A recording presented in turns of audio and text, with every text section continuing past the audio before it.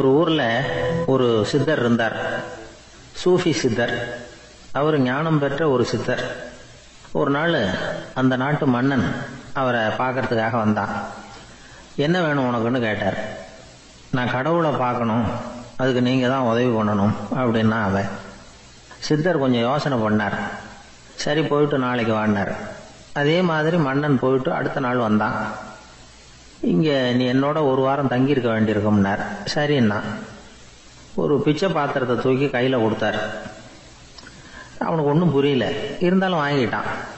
வாங்கிட்டு இதை என்ன செய்யணும் அப்படின்னு கேட்டான். இதை ஒன்றும் செய்ய வேணாம், இதை எடுத்துக்கிட்டு பக்கத்தில் உள்ள கிராமங்களுக்கு போ, வீடு வீடாக பிச்சை எடுத்துக்கிட்டு வா. அப்படி வந்த பிறகுதான் உனக்கு சாப்பாடும் ஓய்வும் கிடைக்கும். ஒரு வாரம் அப்படி செய், அதுக்கப்புறம் 8வது நாள் நாம கடவுளை பற்றி யோசிக்கலாம் அப்படின்னார். இப்படி இவர் சொன்னதை கேட்டதும் அந்த அரசனுக்கு அதிர்ச்சி ஆயிட்டுது. ஒரு மாதிரி ஆயிட்டான். தன்னுடைய சொந்த நாட்டில் சொந்த குடிமக்கள் கிட்ட போய் பிச்சை எடுக்கிறதா அப்படின்னு யோசனை பண்ணி பார்த்தான். அதுக்கப்புறம் மெதுவா அவன் அந்த சித்தரை பார்த்தான். ஐயா, சொந்த நாட்டிலேயே பிச்சை எடுக்கிறதுன்னா எனக்கு ஒரு மாதிரியா இருக்கு, வெக்கமா இருக்கு. நான் வேணும்னா வெளி தேசத்துல எங்கேயாவது போய் பிச்சை எடுக்கவா அப்படின்னு கேட்டான். இதுக்கு அந்த சித்தர் ஒரு சம்மதிக்கலை. இதை பாரு, உன்னால பிச்சை எடுக்க முடியலன்னா பேசாம திரும்பி அரண்மனைக்கே போயிடு. அதுக்கப்புறம் கடவுளை பத்தி எல்லாம் பேசுறதுக்கு என்னை தேடிட்டு வரக்கூடாது அப்படின்னு விட்டார். மன்னன் தயங்கினான். இருந்தாலும் மனசை சரி பண்ணிட்டு சம்மதிச்சான். சரிங்க, ஒரு வாரம் இங்க தங்குறேன், நீங்க சொல்றது மாதிரி பக்கத்து கிராமங்களுக்கு போறேன், வீடு வீடா பிச்சை எடுக்கிறேன், வர்றேன் அப்படின்னா. ஒரு வாரம் தெரு தெருவா பிச்சை பாத்திரத்தோட அலைஞ்சான். சொந்த ஊர்ல சொந்த குடிமக்கள் கிட்ட பிச்சை எடுத்தான். 7 நாள் முடிஞ்சது. 8வது நாள் அந்த சித்தர் மன்னனை கூப்பிட்டார். இப்படி வாழ்னார். வந்தான். இனிமே நீ கடவுளை பத்தி என்கிட்ட கேட்கலாம்னார். இனிமே கேட்கறதுக்கு ஒண்ணுமே இல்லை சுவாமின்னா இவன்.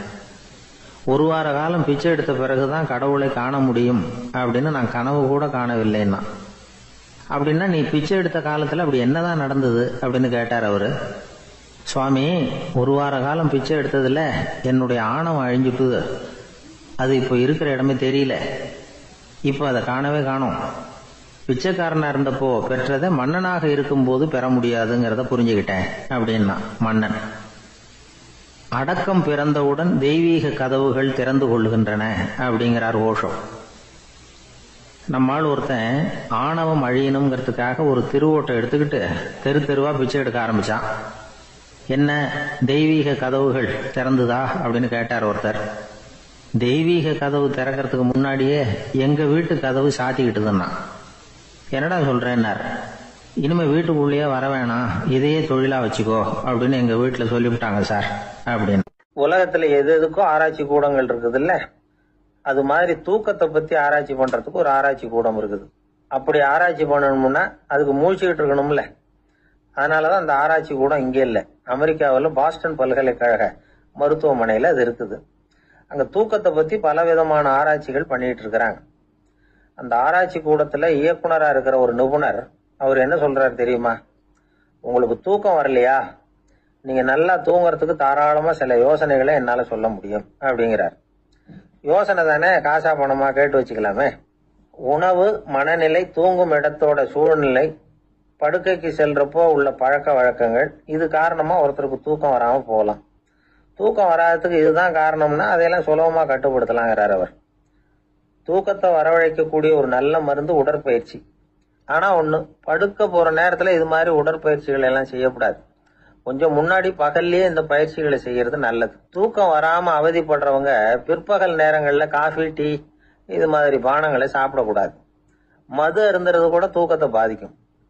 வெது வெதுப்பான நீர்ல குளிக்கிறது, தியானத்துல ஈடுபடுறது, ஓய்வா இருக்கிறது, படுக்கிறது, அதாவது படுக்கிறதுக்கு முன்னாடி ஒரு கோவள பால் சாப்பிடுறது, இதெல்லாம் தூக்கத்தை வரவழைக்கிறது ரொம்ப உதவியா இருக்கும். இன்னொரு விஷயம் என்னன்னா, தூங்கி ஆகணுமேங்கிற கவலை வேண்டியதில்லை. அப்படி நினைச்சு கவலைப்படுறதை விட்டுடணும். தூக்கம் வரலையா, உடனே படுக்கையை விட்டு எழுந்திருக்க வேண்டியது. வெளியில வாங்க, வேற ஏதாவது வேலையில ஈடுபடுங்க, கொஞ்ச நேரம் உலாவுங்க, அல்லது ஏதாவது ஒரு புஸ்தகத்தை எடுத்து படிங்க. களைப்பு ஏற்பட்டா மறுபடியும் படுக்கைக்கு போங்க, தூக்கம் தானே வந்துடும். ஒரு விஷயத்த மட்டும் நல்லா ஞாபகத்துல வச்சுக்கணும். படுக்கைக்கு போறப்போ உங்க மற்ற எல்லா பிரச்சனைகளையும் மறந்துடணும். அது எப்படி சார் முடியும், அந்த நேரம் தானே எல்லா பிரச்சனையும் வரிசையா ஞாபகத்துக்கு வருது அப்படின்னு நாம நினைக்கலாம். ஆனா பழக்கத்துல அதை நாம மாத்திக்க முடியும். கொஞ்சம் முயற்சி பண்ணணும், அவ்வளவுதான். இது எல்லாமே ஆராய்ச்சி பண்ணி பார்த்துட்டு அந்த நிபுணர் சொல்ற கருத்து தான். இன்னொரு விஷயமும் அவர் சொல்றார். அது என்னன்னா, உடல் கோளாறு காரணமா தூக்கம் வராம அவதிப்படுறவங்களுக்கெல்லாம் இந்த யோசனைகள் சரியா வராது அப்படிங்கிறார். அதுக்கெல்லாம் மருத்துவ சிகிச்சை கொடுத்துதான் சரி பண்ணணும். சில பேருக்கு நடு ராத்திரியில மூச்சு திணறல் ஏற்பட்டு தூக்கம் வராம போயிடும். ஊரெல்லாம் தூங்குறப்ப தான் மட்டும் தூங்காம மூழ்கிட்டு இருக்கிறது, ஊரெல்லாம் மூழ்கிட்டு இருக்கிறப்ப தான் மட்டும் தூங்குறது, இது மாதிரி கோளாறுகளால சில பேர் பாதிக்கப்படலாம். காலு தசை முறுக்கிக்கிறதுனால சில பேருக்கு அடிக்கடி விழிப்பு வரலாம். மன அழற்சி காரணமா சில பேருக்கு தூக்கம் வராது. இது மாதிரி கோளாறுகளுக்கெல்லாம் அதுக்கு தகுந்த மாதிரி சிகிச்சை கொடுத்துதான் சரி பண்ண வேண்டியிருக்கும். எந்த கோளாறும் இல்லாம தூக்கம் வரலன்னா ஆரம்பத்துல சொன்ன முறைகளை கடைபிடிச்சு பார்க்கலாம். தூக்கம் வந்ததுன்னா யோசனை சொன்ன அந்த நிபுணருக்கு நன்றி சொல்லலாம். ஒருத்தர், ஏன் சார் பஸ்ல தூங்குறது கெட்ட பழக்கமானு கேட்டார். இல்லையே, நான் கூட பஸ்ல போறப்ப தூங்கிட்டு தானே போவேன் அப்படின்னாரு இன்னொருத்தர்.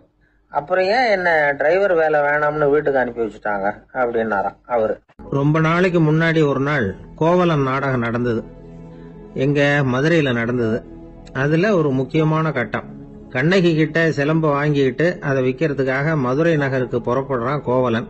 அந்த சமயத்துல கண்ணகி பாடுற மாதிரி ஒரு நாடக பாடல், நாடக ஆசிரியர் எழுதினது. அது என்ன பாட்டுன்னா, மா பாவியோர் கூடி வாழும் மதுரைக்கு மன்னா போகாதீர் என்று அப்படின்னு ஆரம்பிக்கும் அந்த பாட்டு. இதுதான் அந்த பாட்டு. இத கண்ணகி மேடையில பாடின உடனே கூட்டத்துல சலசலப்பு.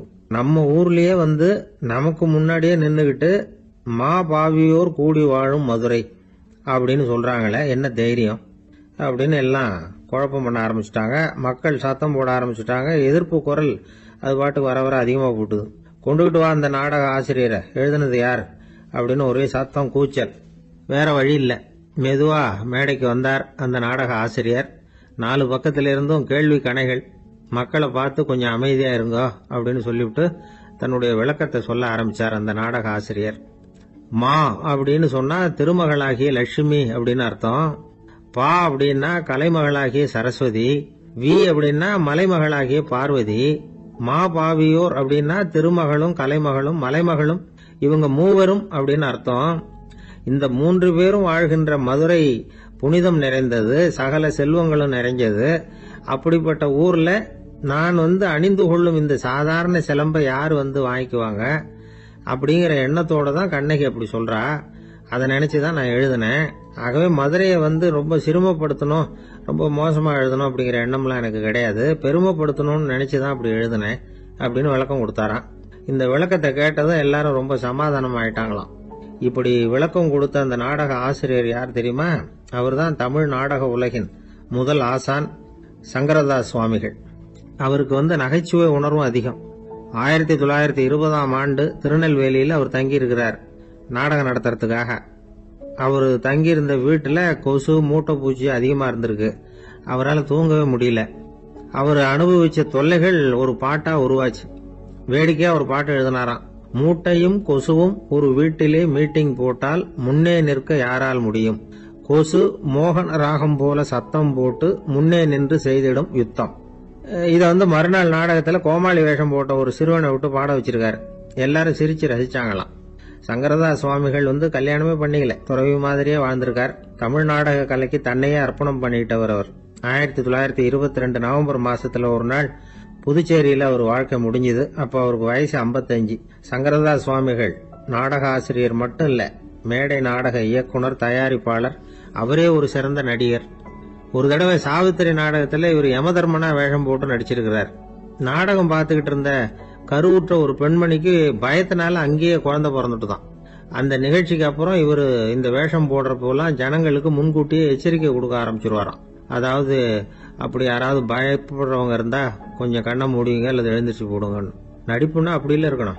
இந்த காலத்துல நடிகர் ஒருத்தர் சொன்னார், சார் நான் இந்த நாடகத்துல நடிக்கிறப்போ முகத்துல நவரசங்களையும் காட்டி நடிச்சேன், உணர்ச்சிகளை எல்லாம் என் நல்லா காட்டி நடிச்சேன். அப்படி இருந்து ஜனங்கள் கல் எடுத்து மேடையில வீசிவிட்டாங்க சார் அப்படின்னார். நாடகத்துல உங்களுக்கு என்ன வேஷம் அப்படின்னு கேட்டாங்க.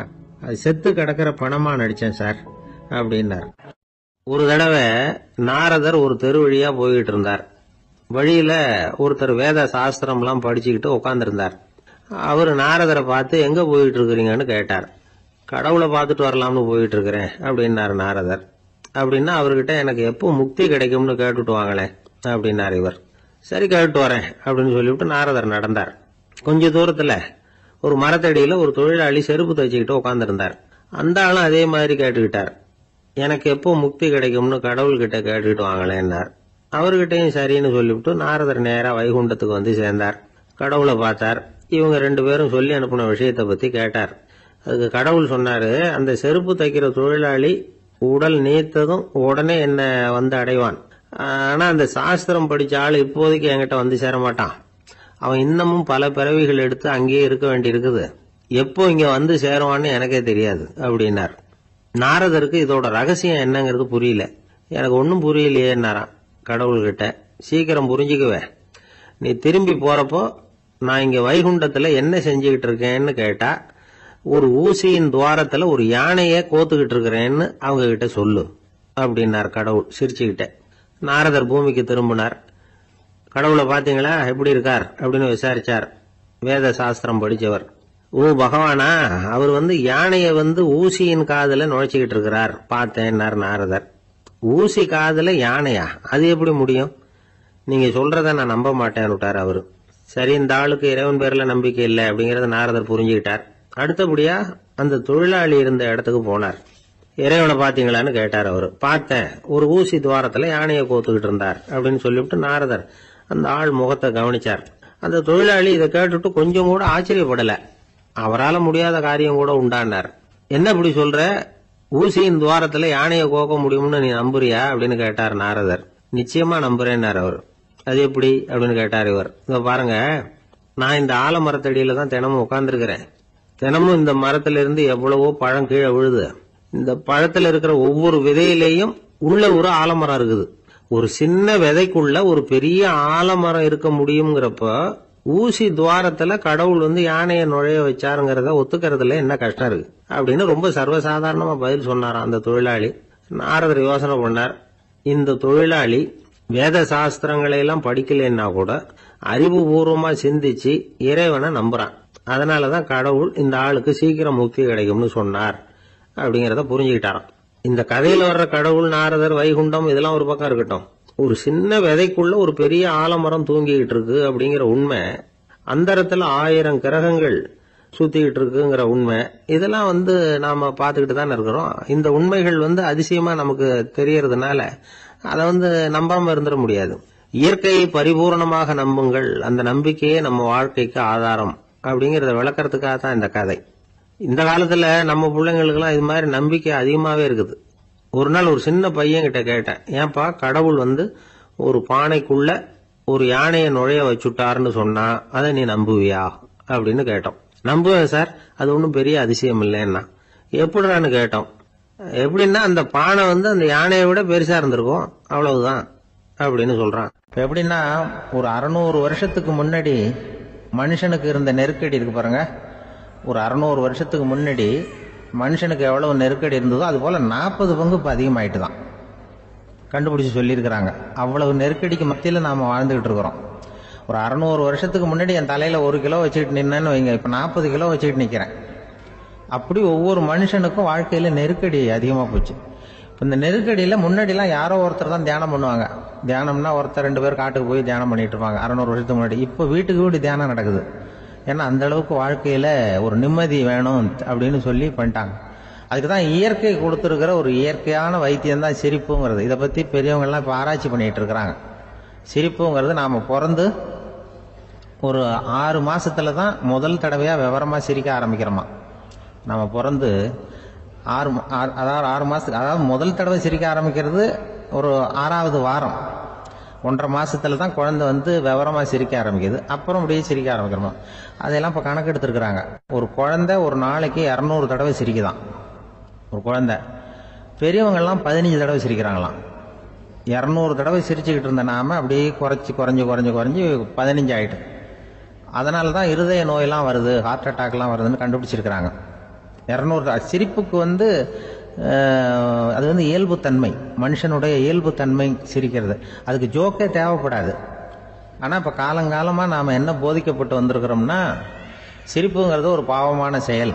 ஒரு முதலாளிக்கு முன்னாடி தொழிலாளி சிரித்தா மரியாதை குறைச்சல், ஒரு கணவனுக்கு முன்னாடி மனைவி சிரித்தா மரியாதை குறைச்சல், அது மாதிரி ஒரு வாத்தியாருக்கு முன்னாடி பையன் சிரித்தா மரியாதை குறைச்சல், ஒரு ஆஃபீஸருக்கு முன்னாடி பியூனு சிரித்தா மரியாதை குறைச்சல், இப்படின்னு சொல்லி சிரிப்புங்கிறது ஏதோ மரியாதை குறைவான செயல்னு காலங்காலமாக நாம் போதிக்கப்பட்டு வந்திருக்கிறோம். இப்போ மரபு ரீதியாகவே அந்த சிரிப்பு நம்மகிட்ட சிறைப்பட்டு இருக்குதான், அடங்கி போச்சு. அந்த சிறைப்பட்டு இருக்கிற சிரிப்பை வெளியில் கொண்டு வர்றதுக்கு தான் ஜோக்குன்னு ஒரு சாவியை போட வேண்டியிருக்கு. வேற இந்த ஜோக்குக்கும் சிரிப்புக்கும் சம்பந்தம் இல்லை. அதை ஏற்கனவே இருக்கிறத வெளில கொண்டு வரதுக்கு ஒரு சாவி மாதிரி உபயோகப்படுதுன்னு இப்போ அதை பற்றி ஆராய்ச்சி பண்ணுறவங்களாம் சொல்கிறாங்க. ஏன்னா சிரிப்புக்கு ஜோக்கு தேவைப்படாது. இப்போ ஒரு குழந்தை தொட்டிலில் படுத்துருக்குன்னு வைங்களேன், குழந்தை தொட்டிலில் இருக்குது, அது முகத்துக்கிட்ட போய் ஒரு கிளுகிழுப்பை ஆட்டுங்க சிரிக்கும். அந்த கிளுகிழுப்பை சத்தமே சிரிக்க வைக்கிறதுல அதுதான் மனுஷனுடைய இயல்புத்தன்மை. அது என்ன ஜோக்காது? சத்தம். ஒரு கிளுகிழுப்பையை கொண்டு போய் குழந்தை முகத்துக்கிட்ட ஆட்டினா சிரிக்குதே, அதுதான் இயல்புத்தன்மை. அதே கிளுகிழுப்பை ஒரு தாத்தா மூஞ்சிட்டு ஆட்டுங்க, கோவம் வந்துடும், அடிக்க வருவார். என்னடா விளையாட்டு இது அப்படிமாரு. ஏன்னா அவர் சிரிச்சுக்கிட்டு இருந்தவர், அப்படி இருந்தவர் ஒரு காலத்தில். ஒரு கிளுகிழுப்பைக்கு சிரிச்சவர் ஒரு காலத்தில் இப்போ கோவப்படுறாருன்னா அந்த அளவுக்கு நம்ம மாறி போயிட்டே வந்துகிட்டு இருக்கிறோம். அதனால அந்த இயல்புத்தன்மை மாறாமல் இருக்கணுங்கிறது ரொம்ப முக்கியம். அதுக்காக எல்லாரையும் குழந்தையாக்க முடியாது. மனுஷன் எல்லாரும் இனிமேல் வயசுங்கிறது கூட ஆகிட்டே தான் இருக்கும். அதுக்காக குறைச்சிக்கிட்டே போக முடியாது. அதுக்கு யாராவது மருந்து கண்டுபிடிச்சாதான் உண்டு. ஆனால் ஒருத்தர் மருந்து கண்டுபிடிச்சாராம், சொல்லுவாங்க. ஒரு டாக்டர் ஒரு மாத்திரை கண்டுபிடிச்சாராம். ஒரு மாத்திரை சாப்பிட்டா ஒரு வயசு குறையும், ஒரு மாத்திரை சாப்பிட்டா ஒரு வயசு குறையும் அப்படின்னு ஒரு மாத்திரையை கண்டுபிடிச்சிருக்காரு. ஒரு பாட்டி அம்மா, 90 வயசு பாட்டி, அது போயிருக்கு. அதே டாக்டர்கிட்ட போய், ஐயா எனக்கு ஒரு பாட்டில் மாத்திரை கொடுங்க, இந்த வயசு குறையிற மாத்திரை அப்படின்றது. அவர் ஒரு பாட்டில் கொடுத்தாரு மாத்திரை. பாரும்மா பாட்டியம்மா, ஒரு மாத்திரை சாப்பிட்டா ஒரு வயசு குறையும், எடுத்துகிட்டு போகணும்னு கொடுத்துருக்காரு டாக்டர். இந்த 90 வயசு பாட்டி எடுத்துகிட்டு வீட்டுக்கு வந்துட்டு மறுநாள் அதே டாக்டர்கிட்ட போயிருக்கு. 30 வயசு பொண்ணாக போச்சான். 30 வயசு பொண்ணாக மாறி அதே டாக்டர்கிட்ட போயிருக்கு. இடுப்பில் ஒரு கை குழந்தை, அது சட்டை கட்ட போடாமல் கட்டவரில் வாயில் வச்சுட்டு உட்காந்துருக்கு. நேராக டாக்டர்கிட்ட போய், டாக்டர் நேற்று வந்தேன், ஏதோ ஒரு மாத்திரை சாப்பிட்டா ஒரு வயசு குறையுன்னீங்க, நான் ஏதோ ஒரு ஆர்வத்தில் ஒரு 30-40 மாத்திரை சாப்பிட்டேன், இப்படி ஆகிட்டேன் அப்படின்னு. இப்போ டாக்டர் சொல்லியிருக்காரு, இதுக்கு ஏமா வருத்தப்படுற, எல்லாரும் வயசு குறையணும்னு தான் நினைக்கிறாங்க, உனக்கு வயசு குறைஞ்சிட்டுது, நீ சந்தோஷப்படு, இதுக்கே மறுபடியும் என்னட்ட வந்திருக்கிற அப்படின்னாரான் டாக்டர். அப்போ அந்த அம்மா சொல்லித்தேன், அதை என்னை பற்றி பரவாயில்ல டாக்டர், என் இடுப்பில் பாருங்க கை குழந்தை, இது சட்டை கிட்ட போடாமல் உட்காந்துருக்கு, கட்டவரில் வாயில் வச்சுட்டு உட்காந்துருக்கு, இது ரொம்ப ஆர்வத்தில் ஒரு 70 மாத்திரையை சாப்பிட்டு விட்டுது, இது என் வீட்டுக்காரரு. இவர் இடுப்பு விட்டு கீழே இறங்க மாட்டேங்கிறாரு. நான் எதையாவது கொடுத்து இனிமேதான் வயசை கூட்டி இறக்கி விடுவேன் டாக்டர் அப்படின்னு தான். அவர் ஏதோ நமக்கும் இதுக்கும் சம்பந்தம் இல்லைங்கிறது மாதிரி கட்டாரில் வச்சுட்டு அவர் பாட்டு உட்காந்துருக்காரு. ஏதோ நமக்கு இந்த உலகமே இல்லை, நமக்கு சம்பந்தம் இல்லைங்கிற மாதிரி உட்காந்துருக்காரு. இப்படியே நான் தூக்கிட்டு எங்கே அலையிறது இது அப்படின்னு தான். அதனால வயசை குறைக்கிறது இயற்கைக்கு விரோதமாக நாம பண்ண முடியாது. ஆனால் இந்த இயல்பு தன்மை மாறாமல் வச்சுக்கலாம். குழந்தை மாதிரி மாற முடியாதே தவிர அந்த குழந்தை தன்மையோடு வாழறதுக்கு கற்றுக்கணும். அதுதான் வாழ்க்கையில் இன்பமாக வாழறதுக்கு வழி. குழந்தைத்தனமாக இருக்கக்கூடாது, குழந்தை தன்மையோடு இருக்கணும்னு சொல்லுவாங்க. குழந்தை தன்மைங்கிறது வேற, குழந்தைத்தனம்ங்கிறது வேற. அப்படி ஒரு மாத்திரை கண்டுபிடிச்சிட்டா இப்போ யாராவது ஒருத்தவங்க இடுப்பில் குழந்தைய தூக்கிட்டு போனால் போய் கேட்கணும், ஏம்மா இது ஏன் வீட்டுக்காரரா உன் குழந்தையா அப்படின்னு கேட்டு அதுக்கப்புறம் அவருக்கு வணக்கம் சொல்லணும். இப்படிலாம் ஆகிடும் நிலைமை. இயற்கையை நம்ம மாற்ற முடியாது, அதுக்கு தகுந்தாப்புல தான் நாம் பண்ணணும். குழந்தை தன்மையோடு வாழறதுக்கு குடும்பத்தில் குழந்தை தன்மைங்கிறது எப்படின்னா, இப்போ ஒரு சில பேருக்கு அந்த குழந்தை தன்மை உண்டு. ஒரு வீட்டில் ஒரு புள்ள படுத்திருக்கு, அம்மா எழுப்புறாங்க, காலேஜுக்கு நேரமாச்சு எழுந்திருப்பா, காலேஜுக்கு நேரமாச்சு எழுந்திருப்பா அப்படின்னு இருக்கு. அந்த அம்மா அந்த புள்ளை சொல்லியிருக்கு, ஐயோ எனக்கு காலேஜுக்கு போகிறதுக்கே பிடிக்கலம்மா, என்னை தொந்தரவு பண்ணாத, காலேஜுக்கு போகிறதுக்கு எனக்கு பிடிக்கல அப்படின்னு தான். அப்போ அந்த அம்மா சொல்லியிருக்கு, ஏன் உனக்கு காலேஜுக்கு போகிறதுக்கு பிடிக்கல, கல்லூரிக்கு போகிறதுக்கு, அதுக்கு 2 காரணம் சொல்லு அப்படின்னு இருக்க. அப்போ அந்த புள்ள சொல்லிச்சான், ஏன் பிடிக்கலன்னா, கல்லூரியில் இருக்கிற வாத்தியாருக்கும் என்ன பிடிக்க மாட்டேங்குது, ஆசிரியர்களுக்கும். 2வது காரணம், கல்லூரியில் படிக்கிற மாணவர்களுக்கும் என்ன பிடிக்கல, அதனால நான் காலேஜுக்கு போக மாட்டேன்ற குழந்தை புள்ள சொல்லியிருக்கு. அம்மா அப்படிலாம் நீ இதுக்காக போகாமல் இருக்கக்கூடாது, நீ போய் தான் ஆகணும் அப்படின்னு புடிவாதமாக அந்த அம்மா பிள்ளைய எழுப்புனாங்களாம். சரி நான் எதுக்கு காலேஜ் போகணும்னு சொல்கிறேன், அதுக்கு நீ 2 காரணம் சொல்லு அப்படின்னு தான் அந்த புள்ள. அப்போ அந்த அம்மா சொன்னாங்களாம், நீ ஏன் காலேஜுக்கு போகணும்னா, முதல் காரணம் உனக்கு வயசு 52, ரெண்டாவது காரணம் நீ தான் பிரின்சிபால் அப்படின்னு தான். என்ன இருந்தாலும் அவங்க அம்மாவுக்கு அது புள்ள தானே. அதுதான் குழந்தை தன்மைங்கிறது. 52 வயசுலையும் குழந்தை தன்மையோடு இருக்கார் பாருங்க. அதுதான் அந்த குழந்தை தன்மையோடு வாழறது தான் வெற்றிக்கு வழின்னு சொல்லுவாங்க. ஒரு ஊரில் ஒருத்தர் இருந்தான். ஏதோ ஒரு சின்ன அலுவலகத்தில் வேலை பார்த்துக்கிட்டு இருந்தான். ரொம்ப ஏழை. வர்ற கொஞ்சம் வருமானத்தை வச்சு வாழ்க்கையை ஓட்டிகிட்டு இருந்தான். ஒரு நாள் தெரு வழியாக அவன் நடந்து வந்துக்கிட்டு இருக்கிறான். தெருவில் ஒரு காசு கிடந்தது. அதை பார்த்துட்டான். அது குனிஞ்சு எடுத்தான். அது ஒரு பழங்கால காசு. அந்த காசு நடுவில் ஒரு துளை இருந்தது. அதாவது துளையிட்ட நாணயம். பழங்காலத்தில் புழக்கத்தில் இருந்த ஒரு நாணயம் அது. துளையிட்ட நாணயம் கிடைச்சதுன்னா ரொம்ப நல்லது, அது அதிர்ஷ்டம் அப்படின்னு ஒரு நம்பிக்கை உண்டு. இவன் கையில் அது கிடைச்சதும் ரொம்ப சந்தோஷப்பட்டான். இனிமேல் என்னுடைய கஷ்டம்லாம் தீரப்போகுது, அதிர்ஷ்டம் என்னை தேடி வரும், நான் பணக்காரன் ஆகிடுவேன் அப்படின்னு சொல்லிட்டு அந்த காசை தன்னுடைய கோட்டு பையில் பத்திரமா போட்டு வச்சுக்கிட்டான். அடிக்கடி அதை தொட்டு பார்த்துக்கிறது உண்டு, வெளியில் எடுக்க மாட்டான். இப்படியே கொஞ்ச காலம் ஆச்சு. அதுக்கப்புறம் என்னாச்சு தெரியுமா? நிஜமாவே அதிர்ஷ்டம் அவனை தேடி வர ஆரம்பிச்சுட்டுது. செல்வம் வந்து குவிஞ்சுது. பணம், பதவி, புகழ் எல்லாம் வந்து சேர்ந்தது. சமூகத்தில் அவன் ஒரு பெரிய மனுஷன் ஆயிட்டான். எல்லாரும் அவனை பாராட்டினாங்க. அவன் எதை தொட்டாலும் வெற்றி, எல்லாம் அந்த காசோட மகிமை அப்படின்னு அவன் மனசுக்குள்ளே நினச்சிக்கிட்டான். தினமும் காலையில் அந்த கோட்டை போட்டுக்கிட்டு தான் வெளியில் கிளம்புவான். புறப்படுறதுக்கு முன்னாடி கோட்டு பாக்கெட்டை தொட்டு பார்த்துக்குவான், உள்ள காசு இருக்கா அப்படிங்கிறத உறுதிப்படுத்திக்குவான். அதுக்கப்புறம் தான் வெளியில் கிளம்புவான். இப்படியே பல வருஷம் ஓடி போச்சு. ஒரு நாள் அவனுக்கு அந்த ஆசை வந்துட்டுது. அதாவது அந்த துளையிட்ட நாணயத்தை எடுத்து கண்ணால் பார்க்கணும் அப்படின்னு. காலையில் சாப்பிட்டுக்கிட்டு இருந்தான். அப்போ தன்னுடைய மனைவி கிட்ட சொன்னான், ரொம்ப நாளைக்கு அப்புறம் என்னுடைய அந்த நாணயத்தை இன்னைக்கு வெளியில் எடுத்து பார்க்க போறேன்னா. என்னத்துக்கு அது, இப்போ அதை பார்க்க வேணாமே அப்படின்னு மெதுவாக இழுத்தாங்க அந்த அம்மா. இல்லை நான் பார்த்தே தீரணும் அப்படின்னு அவன் தன்னுடைய சட்டை பைக்குள்ள கையை விட்டான். உள்ளே இருந்த நாணயத்தை வெளியில் எடுத்தான். பார்த்தா அவனுக்கு ஆச்சரியமாக போச்சு. அந்த நாணயத்தில் துளையே இல்லை. என்ன ஆச்சு அப்படின்னு சொல்லி அவன் ரொம்ப குழம்பி போயிட்டான். இப்போ அந்த அம்மா சொன்னாங்க, நான் தான் ஒரு நாள் உங்கள் கோட்டு ரொம்பவும் தூசியாக இருக்கேன்னு சொல்லி அதை ஜன்னலுக்கு வெளியில் உதறினேன். உள்ளே இருந்த அந்த காசு அப்போ எனக்கு தெரியாது, ஞாபகத்தில் இல்லை. அது தெருவில் விழுந்துட்டது போல இருக்கு. அதுக்கப்புறம் எவ்வளவோ தேடி பார்த்தேன், கிடைக்கல. அதுக்குள்ளே அதை யாரோ எடுத்துகிட்டு போயிட்டாங்க போல இருக்கு. அது இல்லைங்கிறது உங்களுக்கு தெரிஞ்சால் வருத்தமாக இருக்குமேங்கிறதுக்காக நான் தான் வேற ஒரு நாணயத்தை எடுத்து சட்டை பைக்குள்ளே வச்சுட்டேன் அப்படின்னு விவரத்தை சொன்னாங்க அந்த அம்மா. இது எப்போ நடந்ததுன்னு கேட்டான். உங்களுக்கு அந்த காசு கிடைச்சதே அன்னைக்கு மறுநாளே இது நடந்து போச்சு அப்படின்னாங்களாம். இதை கொஞ்சம் யோசனை பண்ணி பாருங்க. அவனுக்கு அதிர்ஷ்டத்தை கொடுத்தது அந்த நாணயம் இல்லை, அவனுடைய நம்பிக்கை, அதாவது தன்னம்பிக்கை. அதுதான் வேலை செஞ்சிருக்கு. இதிலிருந்து நாம் தெரிஞ்சுக்க வேண்டியது என்னன்னா, வாழ்க்கையில் முன்னேற நினைக்கிறவங்களுக்கு தன்னம்பிக்கை ரொம்ப முக்கியம். அது இல்லைன்னா முன்னேற முடியாது. ஒருத்தன் சொன்னானா, நான் எப்பவுமே என்னதான் சார் நம்புவேன், மற்றவங்கள நம்ப மாட்டேன்.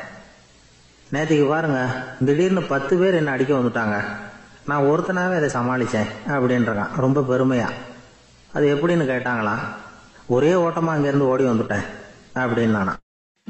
நம்மள மாதிரி ஒரு ஆசாமி அவன் நம்மள மாதிரியே கற்பனை பண்ணான்.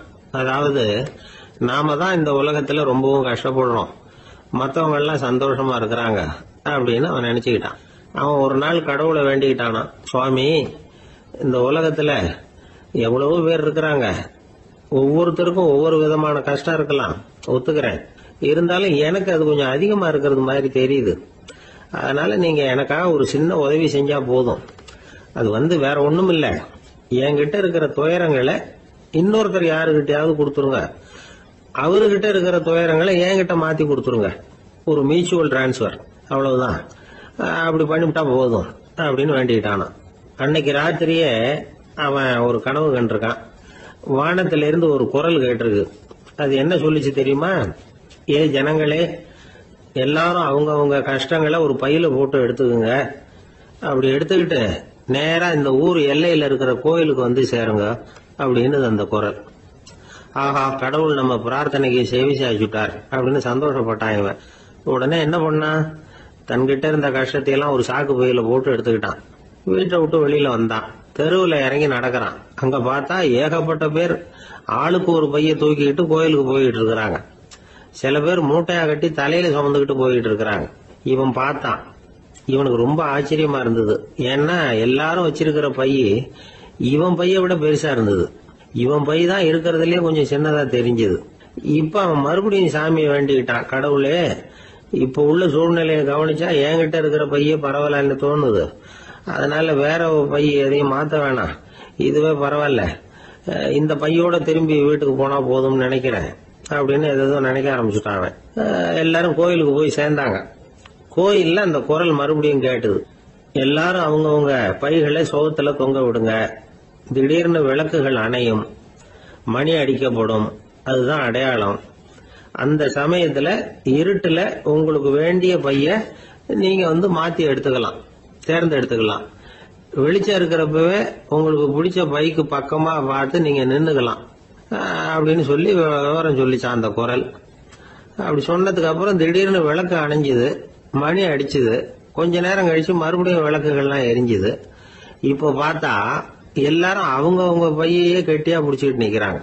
இவனும் அப்படியே நிக்கிறான். இவன் மெதுவா பக்கத்துல நிக்கிறவங்கிட்ட கேட்டானா, ஏன் நீங்க பைய கையிலேயே வச்சிருக்கிறீங்க, செவுத்துல மாட்டலையா அப்படின்னு கேட்டிருக்கான். இல்லப்பா, நீ ஏன் கையிலேயே வச்சிருக்கிறியோ அதே காரணத்துக்காக தான் நாங்களும் வச்சிருக்கிறோம். நம்ம கவலைகளை பத்தி நமக்கு ஓரளவுக்காவது தெரியும். ஆனா மத்தவங்க கவலைகள் நமக்கு பரிச்சயம் இல்லாதவை, பழக்கம் இல்லாதது. அதனால நமக்கு தெரிஞ்ச கவலைகளை சமாளிக்கிறது சுலபம். தெரியாததை சமாளிக்கணும்னா மறுபடியும் ஆரம்பத்தில இருந்து ஆரம்பிக்கணும். அதனால பழைய நண்பர்களோட வாழறதுதான் மேல் அப்படின்னு நானாம். அதுக்கப்புறம் அவன் தன்னோட பைய போதும்னு வீட்டுக்கு திரும்பி வந்துட்டானான். இது ஒரு பெரியவர் சொல்லி இருக்கிற கதை. அதனால நம்ம கிட்ட இருக்கிற கஷ்டங்கள் தான் பெருசு, அதை இன்னொருத்தங்கிட்ட கொடுத்துட்டு மாத்திக்கலாம் அப்படின்னு நினைக்கிறது தப்பு. இதே மாதிரி இன்னொரு சம்பவம். ஒரு ஊர்ல ஒரு நாள் ராத்திரி ஆகாயத்தில இருந்து கடவுள் குரல் கேக்குது. இந்த ஊர்ல இருக்கிற ஜனங்கள்லாம் கொஞ்சம் கவனிங்க, உங்களுக்கு ஒரு செய்தி. அதாவது இங்க இருக்கிற ஜனங்கள்லயே கொஞ்சம் கூட கவலையே இல்லாத ஆள் யாருன்னு எனக்கு தெரியணும். அதனால எல்லாரும் அவங்க கவலைகளை ஒரு பையில போட்டு எடுத்துக்கிட்டு கோயிலுக்கு வாங்க அப்படின்னாரு கடவுள். உடனே வரிசையா எல்லாரும் வர ஆரம்பிச்சாங்க. எல்லார் கையிலயும் பை இருந்தது, சின்னதும் பெருசுமா. கவலையே இல்லாத ஆள் யாருன்னு தேடினார் கடவுள்.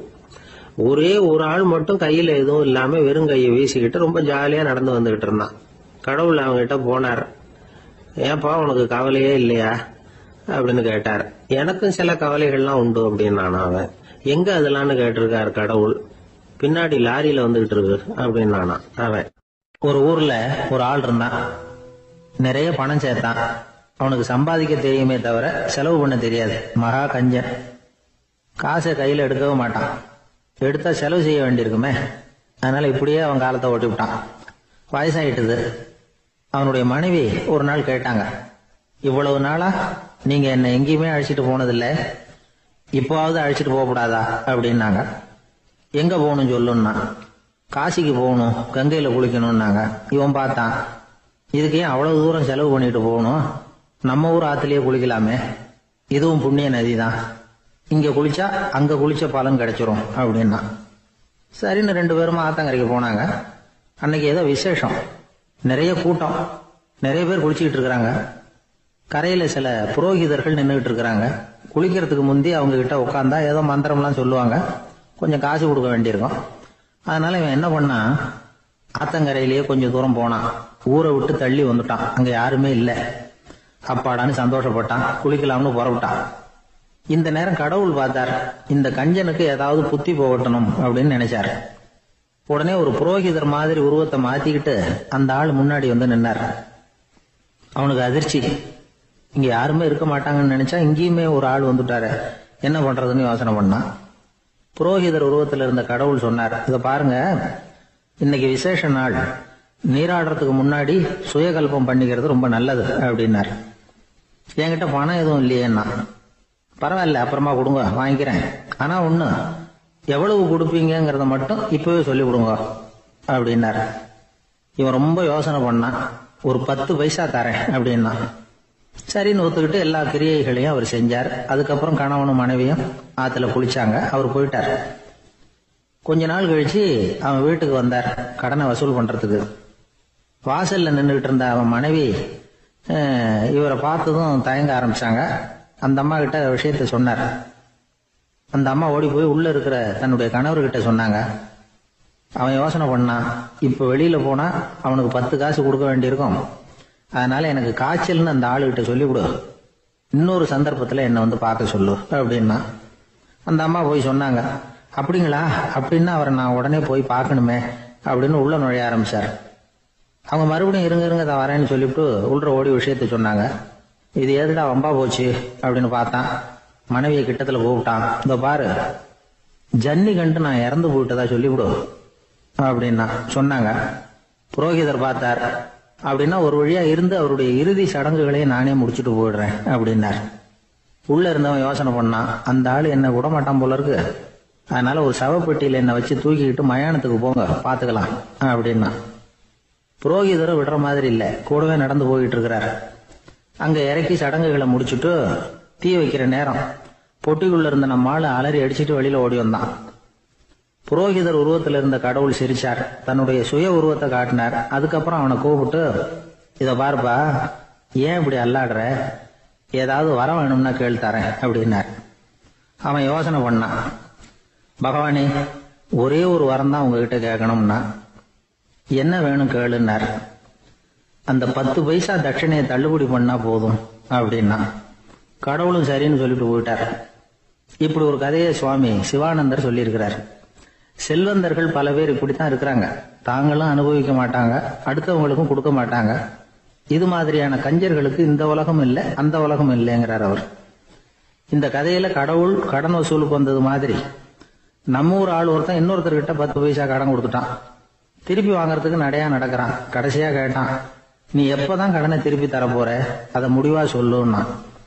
வர்ற வியாழக்கிழமை கண்டிப்பா கொடுத்துருவேன் அப்படின்னானா அவன். அன்னைக்கு நான் ஊர்ல இருக்க மாட்டேனே அப்படின்னானா இவன். அதனால என்ன, நானும் தான் அன்னைக்கு ஊர்ல இருக்க மாட்டேன் அப்படின்னானா. கப்பல் கடல்ல போயிட்டு இருக்கு. புயல், சூறாவளி, அலையெல்லாம் பெருசு பெருசா ரொம்ப உயரமா உண்டாகுது. கடுமையான காற்றிலேயும் வேகமான அலைகள்லேயும் சிக்கி அந்த கப்பல் தடுமாறுது.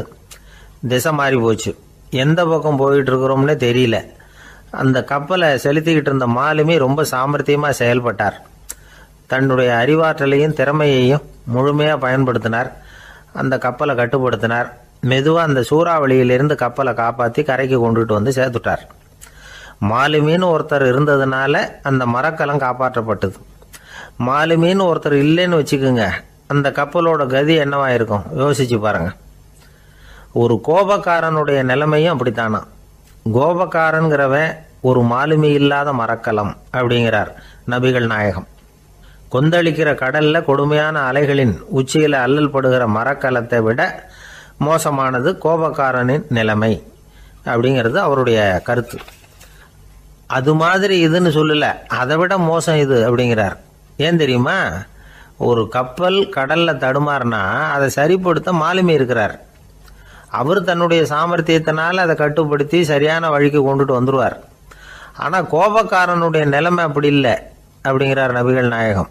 மனித மனம் ஒரு மரக்கலம், அறிவு அதில் இருக்கிற மாலுமி. மாலுமி மரக்கலத்தை செலுத்துறான், அவனுக்கு கட்டுப்பட்டு அது ஓடுது. ஆனால் கோபக்காரனுங்கிற மனுஷங்கிட்ட அறிவுங்கிற மாலுமி சரியாக வேலை செய்ய மாட்டான். ஏன்னா கோபம் அந்த மாலுமியின் கண்களை அவிச்சிரும், காதுகளை கேட்காம பண்ணிவிடும். கண்ணையும் காதையும் மூடிவிட்டு கப்பலை ஓட்டுனா எப்படி ஓட்டுறது? அதனால கோபக்காரன் மாலுமி இல்லாத மரக்கலம். இடி மின்னல்ல மாட்டிக்கிட்டு கஷ்டப்படுற கப்பல் மாதிரி கஷ்டப்படுறான். பெரியவங்கள்லாம் என்ன சொல்றாங்க? உனக்கு கெடுதல் பண்ணவனுக்கும் நீ நன்மையை செய், எவருடைய விருப்பு வெறுப்பையும் பொருட்படுத்தாதே. பரம எதிரிக்கும் நீ நன்மை செய்ய ஆரம்பிச்சா உன்னுடைய தூய நிலையை பார்த்துட்டு அவனும் உனக்கு நெருக்கமான நண்பனா ஆயிடுவான். இதுதான் பெரியவங்க நமக்கு சொல்லி இருக்கிறது.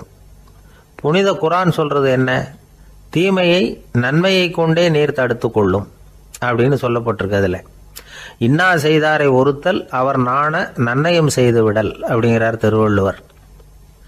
செல்வந்தர் ஒருத்தர்கிட்ட ஒரு சிறுவன் ஆடு மேய்ச்சிக்கிட்டு இருந்தானா. பெரியவர் அவனை கூப்பிட்டு, நீ நேரா போய் ஒரு ஆட்டுல உள்ள ரொம்ப நல்ல பகுதி எதுவோ அதை எடுத்துக்கிட்டு வா அப்படின்னாராம். இவன் போனான். ஒரு ஆட்டு உடம்புல இருந்த நாக்கு, இருதயம், இது ரெண்டையும் எடுத்துகிட்டு வந்து கொடுத்தானான். பெரியவர் வாங்கி பார்த்தார்.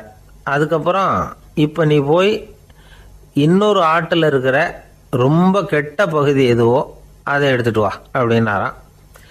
இவன் போய் எடுத்துகிட்டு வந்தான்.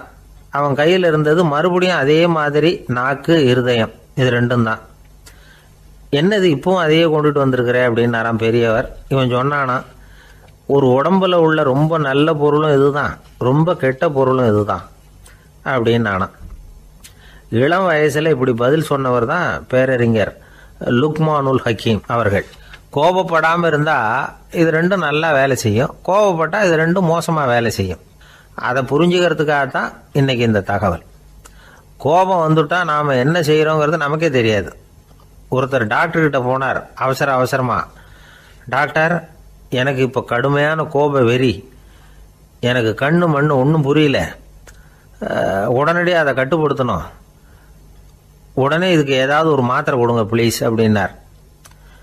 அந்த டாக்டரும் உடனே ஒரு மாத்திரையை கொடுத்து இதை உடனே போடுங்க, நான் தண்ணி கொண்டுகிட்டு வரேன்னு உள்ளே போனார். தண்ணியோடு திரும்பி வந்தார். இவர் சொன்னார், டாக்டர், நீங்கள் கொடுத்த மாத்திரை ரொம்ப பெருசாக இருந்தது, இருந்தாலும் கஷ்டப்பட்டு முழுங்கிட்டேன்னார். டாக்டர் சந்தேகத்தோட மேசையை பார்க்குறார். பார்த்தா மாத்திரை அங்கேயே இருக்குது, பேப்பர் வெயிட்டை காணல. என்னுடைய நீண்டகால நண்பர் ஒருத்தர் வருஷம் தவறாமல் திருநள்ளாறு அப்படிங்கிற திருத்தலத்துக்கு போயிட்டு வர்றது வழக்கம். அங்கே என்ன சார் விசேஷம்னு கேட்கறது உண்டு. என்ன இப்படி கேட்குறீங்க, சனி பகவான் வந்து நலன் விருப்பப்படி அங்கே தானே எழுந்தருளி இருக்கிறார், அவரை போய் பார்த்து ஒரு கும்பிடு போட்டுட்டு வந்தா நம்ம பிடிச்சிருக்கிற சனியெல்லாம் விலகும் அப்படிம்பார். சத்தம் போட்டு சொல்லாதீங்க சார், வீட்டில் வேற யார் காதிலையாவது இது விழுந்துற போது அப்படின்னு சொல்றது உண்டு வர்றவங்க. இப்போ நான் சொல்றதுல உள்ள நியாயத்தை புரிஞ்சுக்கிட்டு அவரும் கொஞ்சம் எச்சரிக்கை உணர்வோட நமக்கு நன்றி சொல்லுவார்னு வச்சுங்களேன். அதாவது பார்வை மூலமாகவே. அந்த நண்பருக்கு ஆன்மீக விஷயங்கள்ல அதிக ஈடுபாடு உண்டு. அப்பப்போ சில புராண கதைகளை எல்லாம் சொல்றது உண்டு. ரொம்ப சுவாரஸ்யமா இருக்கும். எப்பவுமே புராண விஷயங்களை எல்லாம் அறிவியலுங்கிற தராசில வச்சு எடை போட்டுட்டு இருக்கக்கூடாது. அப்படி பார்த்தா அதெல்லாம் நம்ப முடியாத வெறும் கற்பனைகளா தோணும், மூட நம்பிக்கைகளாகவும் தெரியும். புராணங்களை புராணங்களாவே புரிஞ்சுக்கிறவங்களுக்கு அதெல்லாம் அர்த்தமுள்ள செய்திகளை உள்ளடக்கி இருக்கிறதாக தெரியும். அந்த வகையில தான் இந்த நண்பரும் நிறைய செய்திகளை சொல்றது உண்டு. சனியை போல கொடுக்கிறவனும் இல்லை, சனியை போல கெடுக்கிறவனும் இல்லை அப்படின்னு சோதிடர்கள் சொல்லுவாங்க. நாம ஏதாவது ஒரு வம்புல மாட்டிக்கிட்டா பிடிச்சது சனி அப்படிங்கிறோம். ராவணன் எப்பேற்பட்ட வீரன், அவனே சனி பார்வைப்பட்டது தானே சங்கடப்பட ஆரம்பிச்சான் அப்படின்னார் நண்பர். அது எப்படிங்கன்னு கேட்டேன்.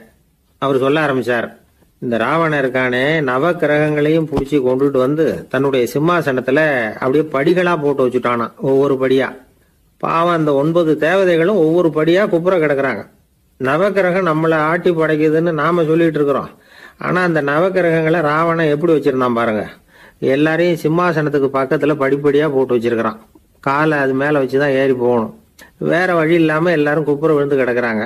ராவணன் ஒவ்வொரு தடவையும் இவங்க முதுகுல அடி வச்சு ஏறி தான் அந்த சிம்மாசனத்துக்கு போறது வழக்கம். இப்படி நடந்துகிட்டு இருக்கிறது நாரதர் கண்ணுல போட்டுட்டு தான். அவர் சும்மா இருப்பாரா? யோசனை பண்ணார் என்ன செய்யலாம் அப்படின்னு. ஒரு முடிவு பண்ணிட்டு நேரா ராவணன் கிட்ட போனாராம். ராவணா, நீ நவக்கிரகங்களை பிடிச்சு கொண்டாந்து உன்னுடைய சிம்மாசனத்துக்கு படிகளா போட்டு வச்சிருக்கிற, அது உன்னுடைய வீரத்தை காட்டுது. இருந்தாலும் ஒரு விஷயத்த நீ யோசிச்சு பார்க்கணும். ஒவ்வொரு தடவை நீ சிம்மாசனத்துக்கு போகும் பொழுதும் நவக்கிரகங்களின் முதுகல் அடி வச்சு நீ ஏறி போற, அது உனக்கு பெருமை கிடையாது. அவங்களுடைய மார்புல அடி வச்சு ஏறி போகணும், அதுதான் உனக்கு பெருமை அப்படின்னாராம். இவர் சொல்றதும் சரிதானே அப்படின்னு யோசிச்சிருக்கான் ராவணன். உடனே குப்புற கிடந்த நவக்கிரகங்களை திருப்பி மல்லாக்க போட்டான். அவங்க மார்புல அடி வச்சு மேலே ஏறி சிம்மாசனத்துக்கு போனானா. அப்படி போயிட்டு இருக்கும் பொழுது சனி பகவானின் பார்வை அவன் மேல பட்டுதான். அவ்வளவுதான். என்னாச்சு தெரியுமா? சூர்பனகை தேடி வந்தா. சீதையோட அழகை பத்தி தன்னுடைய அண்ணங்கிட்ட சொல்ல ஆரம்பிச்சுட்டா. விவகாரம் ஆரம்பம் ஆயிட்டது. அதுதான் சனியினுடைய வேலை அப்படின்னு சொல்லி இந்த கதையை சொல்லி முடிச்சார் என்னுடைய நண்பர். ஆக சனியின் பார்வை நம்ம மேல படாம பாத்துக்கிறது தான் நல்லதுங்கிறீங்க அப்படின்னு. ஆமா சார், இப்ப கூட நான் உங்க வீட்டுக்கு வந்திருக்கிறதே ஒருத்தருடைய பார்வை என் மேல படக்கூடாதுங்கிறதுக்காகத்தான் அப்படின்னார். யாருங்க அதுன்னு என்னுடைய மாமனார் சார். அவசரத்துக்கு அவர்கிட்ட கொஞ்சம் கடன் வாங்கிவிட்டேன். நம்ம மாப்பிள்ளை தானேன்னு சொல்லி அவரு விட்டு கொடுக்கறதுக்கு தயாரா இல்லை. இன்னைக்கு இப்ப அவரு எங்க வீட்டுக்கு வரக்கூடிய நேரம், அதுதான் அவர் பார்வையிலிருந்து படாம தப்பிக்கலாங்கிறதுக்காக இங்க வந்துட்டேன் அப்படின்னார். பார்வை படணும்னு இருந்தா பட்டுத்தான் தீரும் போல இருக்கு அப்படின்னா. என்ன சார் சொல்றீங்கன்னார் ஒன்னும் புரியாம. நீங்க இங்கதான் வருவீங்கன்னு அவருக்கு ஏற்கனவே தெரியும் போல இருக்கு. அதனால உங்களுக்கு முன்னாடியே உங்க மாமனார் இங்க வந்துட்டார். அதுவும் அந்த பீரோவுக்கு பக்கத்துலதான் பின்னாடி மறைஞ்சு நின்றுட்டு இருக்கிறார் அப்படின்னு. அசோக மன்னர் வந்துகிட்டு இருக்கார். அவருடைய ஆலோசகர்கள் எல்லாம் பக்கத்துல வந்துகிட்டு இருக்கிறாங்க. அந்த சமயத்துல எதிரில் ஒரு புத்த பிக்ஷு வர்றார்.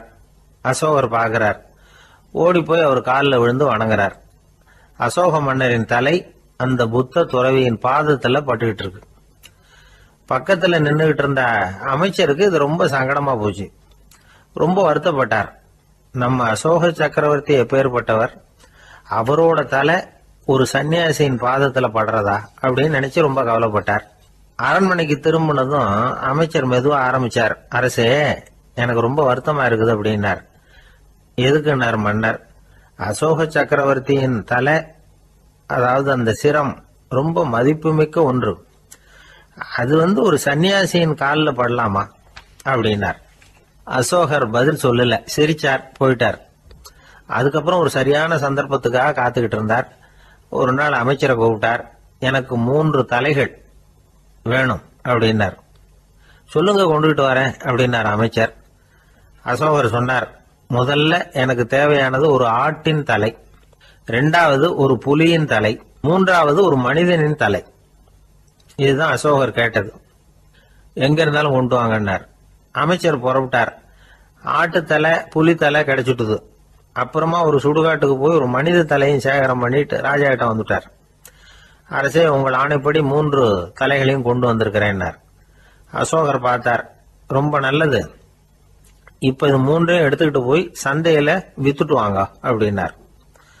அமைச்சர் அதுகளை எடுத்துக்கிட்டு சந்தைக்கு போனார். முதல்ல ஆட்டுத்தலை நல்ல விலைக்கு வித்து போச்சு. நல்ல விலை கொடுத்து வாங்கிட்டு போட்டாங்க. அடுத்தபடியா புலி தலைய ஒருத்தர் வாங்கிட்டார். அதை பாடம் பண்ணி வீட்டுல மாட்டி வைக்கலாமே அப்படின்னு நினைச்சு அதையும் வாங்கிட்டு போட்டார். மனித தலையை மட்டும் வாங்கறதுக்கு யாரும் முன் வரல. எல்லாரும் அதை பார்த்துட்டு விலைக்கு போக ஆரம்பிச்சாங்க. அமைச்சர் திரும்பி வந்தார். அரசே, இந்த தலையை மட்டும் யாரும் வாங்க மாட்டேங்கிறாங்க அப்படின்னார். சரி, பரவாயில்ல, இதை இலவசமாவே எனாமாவே யாருக்கிட்டையாவது கொடுத்துட்டு வந்துருங்க அப்படின்னார். அமைச்சர் மறுபடியும் சந்தைக்கு போனார். இதை இலவசமா தரேன், இதை வாங்கிக்கோங்க அப்படின்னார். அப்பவும் அதை யாரும் வாங்கிக்கிறதுக்கு தயாரா இல்லை. மறுபடியும் திரும்பி வந்து மன்னர்கிட்ட விவரத்தை சொன்னார். இப்போ மன்னர் சொல்றார், அமைச்சரே, உயிர் இருக்கிற வரைக்கும் தான் இந்த தலைக்கு மதிப்பு. ஜீவன் போனதுக்கு அப்புறம் அதோட மதிப்பும் போயிடுது. அதனால மதிப்பு இருக்கும் பொழுதே பெரியவர்கள் பாதம் பணிந்து அந்த புனிதத்தை பெற்றுக்கொள்ளணும் அப்படின்னார். பணிவுங்கிறது வேற, அடிமைத்தனம்ங்கிறது வேற. பெரியவர்களை பணிவது நமக்கு பெருமை தரக்கூடிய விஷயம். இதை மனசுல வச்சுக்கிட்டு எப்போ காலில் விழணும், எப்போ காலில் விழக்கூடாது அப்படிங்கறத முடிவு பண்ணிக்கணும். ஒரு சாதாரண ஆள் நடந்து வந்துகிட்டு இருந்தார். எதிரில் வந்த ஒரு பெரிய மனுஷன் ஓடி போய் அவர் காலில் விழுந்து தன்னுடைய தலையை அவர் பாதத்துல கொண்டு போய் வச்சார். கொஞ்ச நேரம் கழிச்சு எழுந்திரிச்சு வந்துட்டார். வந்த பிறகு இவரை கேட்டேன், ஏன் திடீர்னு ஓடி போய் அந்த ஆளு காலில் விழுந்தீங்க அப்படின்னு. அவர் போட்டிருக்கிறது என்னோட காணாம போன செருப்பான்னு கண்டுபிடிக்கிறதுக்காக அப்படி விழுந்தேன் அப்படின்னார். வாழ்க்கையில சில சந்தர்ப்பங்கள்ல நாம சில அவமானங்களை சந்திச்சே தீர வேண்டியிருக்கு. என்ன பண்றது, காலம் அப்படி. அவமானப்படுறவங்க உடனே அடங்கி போயிடுறது தான் உலக வழக்கம். அவமானப்பட்டா உடனே சீறி எழறவங்களும் உண்டு. ஆனால் அதையே ஒரு சவாலாக எடுத்துக்கிட்டு முன்னுக்கு வர்றவங்களும் சில பேர் இருக்கிறாங்க. அவங்க ரொம்ப அபூர்வம். இன்றைக்கி மனோதத்துவ நிபுணர்கள்லாம் என்ன சொல்கிறாங்க தெரியுமா? அவமானப்பட்டுட்டா உடனே அடங்கி போயிடக்கூடாதான். அதையே ஒரு சவாலாக எடுத்துக்கிட்டு மனசில் ஒரு வைராக்கியத்தோட முயற்சி பண்ணினா வாழ்க்கையில் எல்லாரும் முன்னேறலாமா. அவமானம்ங்கிறத நாம் வைராக்கியமாக மாற்றிக்கணும். அதுதான் வெற்றிக்கு வழி. ராமர் இந்த பூமியில் பிறந்ததே ஒரு வைராக்கியத்தினால தான் சார் அப்படின்னார் ஒருத்தர். எப்படிங்க அது அப்படின்னு கேட்டேன். அவர் சொன்னார், தசரதருக்கு ராமர் குழந்தையா பிறக்கணும், அப்போ தான் இங்கே இருக்கிற கஷ்டங்கள்லாம் நீங்கும் அப்படின்னு சர்வ லோகமும் எதிர்பார்த்துக்கிட்டு இருக்குது. ஆனால் அவர் எப்போ பிறப்பார் அப்படின்னு யாருக்கும் தெரியல. அந்த காரியம் சீக்கிரம் நடக்கணுமே, அதுக்கு என்ன பண்ணுறது? நாரதர் வந்தார் ஒரு நாள் தசரதரை தேடி. தசரதா, உனக்கு ஒரு செய்தி தெரியுமான்னு ஆரம்பித்தார். அவர் எப்பவும் இப்படித்தானே ஆரம்பிக்கிறது வழக்கம். என்ன விஷயம்னு கேட்டார் தசரதர். தசரதா, நீ அடிக்கடி உன்னோட தேரில் ஏறிக்கிட்டு தேவலோகத்துக்கு போகிற, அங்கே போகிற வர்ற எல்லாம் பண்ணிகிட்ருக்க, எல்லாம் சரி. தேவலோகத்துலேயும் உன்னை நல்லபடியாக தான் வரவேற்கிறாங்க. தேவேந்திரன் உன்னை பிரியமாக அழைச்சிட்டு போய் தன்னுடைய அரியாசனத்திலேயே தனக்கு பக்கத்திலேயே உட்கார வைக்கிறான். நீயும் சந்தோஷமாக உட்காந்து பேசிவிட்டு வந்துடுற. ஆனால் நீ இங்கே வந்ததுக்கு அப்புறம் அங்கே என்ன நடக்குது தெரியுமா உனக்கு அப்படின்னாரான் நாரதர். என்ன நடக்குது எனக்கு ஒன்றும் தெரியலையே அப்படின்னாரான் தசரதர். நாரதர்கிட்ட வந்து கிட்டத்தில் வந்து கேட்டிருக்கார், கொஞ்சம் சொல்லுங்கள் என்னது அப்படின்னு. அவர் நெருங்கி வந்தாரான் நாரதரும். மெதுவாக அவர் காதோட காதாக சொன்னாராம். அதாவது நம்ம பாஷையில் சொல்லப்போனால் பற்ற வைக்கிறார். நீ அங்கே தேவேந்திரங்கிட்ட உட்காந்து பேசிவிட்டு வந்த பிறகு நீ அங்கே உட்காந்துருந்த அரியாசனத்தை தண்ணி ஊற்றி கழுவி சுத்தப்படுத்துகிறாங்க. நீ என்ன அந்த அளவுக்கு சுத்தம் இல்லாத ஆளா, தினம் குளிக்காமையாக இருக்கிற அப்படின்னாராம். தசரதருக்கு இது ரொம்ப அவமானமாக போயிட்டுது. அப்படியே செய்கிறாங்க அப்படின்னாராம். ஆமாம், நீ வேணும்னா நான் சொல்கிறது உண்மையா இல்லையா அப்படின்னு சோதனை பண்ணி பார்த்துக்கோ அப்படின்னாரான் நாரதர். உடனே தசரதர் இதுக்காகவே புறப்பட்டு தேவலோகம் போனார்.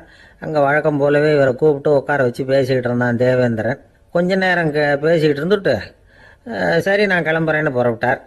சரி, அவனும் வாசல் வரைக்கும் வந்து வழி அனுப்பி வச்சுட்டு உள்ளே போயிட்டான்.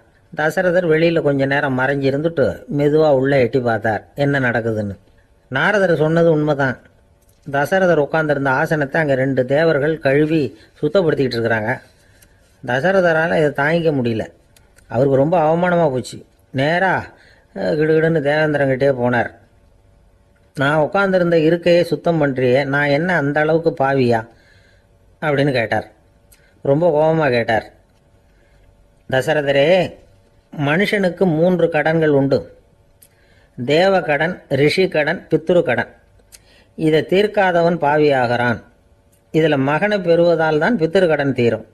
உனக்கு மகன் கிடையாது, அதனால் நீ பாவி ஆகிற. பாவி உட்கார்ந்துருந்த இடம்ங்கிறதுனால அதை சுத்தம் செய்ய வேண்டியது எங்கள் கடமை அப்படின்னு நானான் தேவேந்திரன். இந்த இடத்துல தசரதருக்கு ஏற்பட்ட அவமானம் ஒரு வைராக்கியமாக மாறிச்சு. தேவேந்திரனே கேட்டுக்கோ, ஒரு மகனை பெற்ற பிறகு தான் இந்த சபையில் மறுபடியும் அடி எடுத்து வைப்பேன் அப்படின்னு சொல்லிவிட்டு போயிட்டாரான். போய் புத்திர காமேஷ் யாகம் பண்ணார். புத்திரர்கள் பிறந்தார்கள். இந்த கதையில் உள்ள கருத்து என்னன்னா, தேவேந்திரன் தசரதரை அப்படி அவமானப்படுத்தலைன்னா அவருக்கு இப்படி ஒரு வைராக்கியம் பிறந்திருக்குமா யோசிச்சு பார்க்கணும். நமக்கு ஏற்படுகிற சில அவமானங்களையும் வைராக்கியமாக மாற்றிக்குவோம். அப்படி மாற்றிக்கிட்டோம்னா வாழ்க்கையில் வந்து முன்னேறலாம். நம்ம ஆளுங்க சில பேர் அவமானத்தை வந்து வைராக்கியமாக மாற்றிக்கிறது எப்படி தெரியுமா? நம்மகிட்ட ஒரு பையன் சொன்னான், எங்கள் அப்பா என்னை எல்லாருக்கும் முன்னாடி வச்சு திட்டிவிட்டார், பொறுப்பு இல்லாமல் ஊர் சுற்றுறேன்னு சொல்லி அவமானப்படுத்தி விட்டார். இனிமேல் நீ என் முகத்திலேயே முழிக்காதரா போடான்னு வேற சொல்லிவிட்டார். எனக்கு ரோஷம் வந்துட்டுது. அந்த அவமானத்தை வைராக்கியமாக மாற்றிக்கிட்டேன். அன்னையிலேருந்து அவர் முகத்திலேயே முழிக்கிறது இல்லை அப்படின்னா. அப்படியான்னு கேட்டோம். ஆமாங்க, அவர் வீட்டில் இல்லாத நேரமாக பார்த்து உள்ள சமையல் கட்டுக்கு போய் சாப்பிட்டுட்டு நைஸாக வெளியில் வந்துடுவேன் அப்படிங்கிறான் அவன். உழைப்பும் நேர்மையும் உயர்வதற்கு வழிகள். அதை விட்டுட்டு உட்கார்ந்த இடத்துல இருந்துகிட்டே உயர போகணும் அப்படின்னு ஆசை கற்பனை பண்றாங்க. அந்த கற்பனையிலேயே பாதி வாழ்க்கை ஓடி போடுது. உழைப்புங்கிற வழியையும் நேர்மைங்கிற வழியையும் ஒதுக்கி விட்டு குறுக்கு வழியில ஓட நினைக்கிறவங்க குப்புற விழுந்துடுறாங்க. எந்த தொழிலை நாம செய்தாலும் சரி, அந்த தொழிலுக்குரிய பெருமையை நாம புரிஞ்சுக்கிட்டு அதுல ஈடுபடணும். அப்படி இல்லாம என்ன சார் பொழப்புது, இந்த தொழிலை மனுஷன் செய்வானா அப்படி புலம்பிக்கிட்டு இந்த தொழிலையே செஞ்சுக்கிட்டு இருக்கிறவங்க நம்மள பல பேர் உண்டு.